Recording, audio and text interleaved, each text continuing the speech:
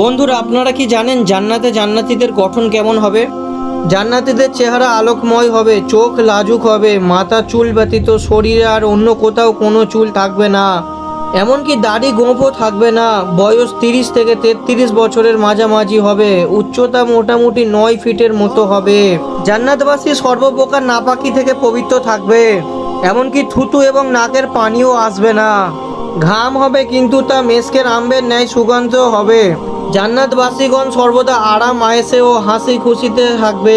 কারোর কোনো চিন্তা ভাবনা বিরক্ত ক্লান্তিবোধ কিছু থাকবে না। জান্নাতবাসীগণ সারাক্ষণ সুস্থ থাকবে। তারা কখনো অসুস্থ হবে না, বৃদ্ধ হবে না, তাদের কোনোদিন মৃত্যুও হবে না। জান্নাতের রমণীগণ লজ্জাশীল হবে, দৃষ্টি নিম্নমুখী থাকবে। সৌন্দর্য তারা মুক্ত ও প্রবালকেও হার মানিয়ে দেবে। আল্লাহ যেন আমাদের সবাইকে জান্নাতুল ফেরদাউসে দাখিল করে।